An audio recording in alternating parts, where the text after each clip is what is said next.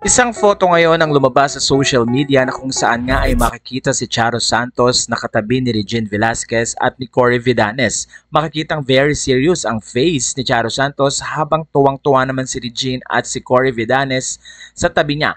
Kaya naman ilang memes ang lumabas at doon ay pinakita na tila nagtitimpi si Charo Santos. Narito ang post ng isang Hanash Daily. Dear Regine V. Alcacid, ang ingay nyo, nasa simbahan pa naman tayo. Nagtitimpi, Charo. Sa puntong ito ay maraming netizen ang natawa sa napakagandang meme na talaga namang kitang-kita ang mga reaction ng netizen. Ayon sa iba, nagagalit na si Tindeng ang ingay mo, Regine.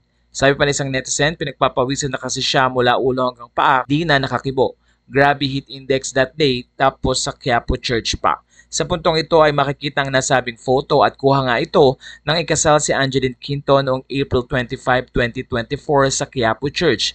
Ilan kasi sa mga sponsors ng nasabing wedding ay sina Charo Santos at pati na rin si Cory Vidanes. Nandoon din si Regine Velasquez, Ogie Alcacid at pati na rin si Martin Rivera, Sara Geronimo at Mateo Godicelli.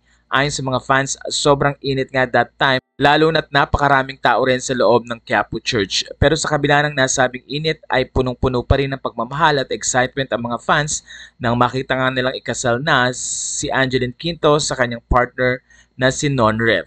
Nandun din ang ilang mga kaibigan ni Angeline sa wedding reception na pinuntahan nga ni Kim Chiu at pati na rin si Paolo Avellino. Samantala ilang mga wedding photos din ang ipinakita naman ni Angeline na talaga namang hinangaan ng mga netizen pagdating sa pag-conceptualize ang nasabing wedding na Filipino theme at ilan nga sa mga kitang display sa nasabing wedding ay mula sa mga produkto na mabibili sa Quiapo.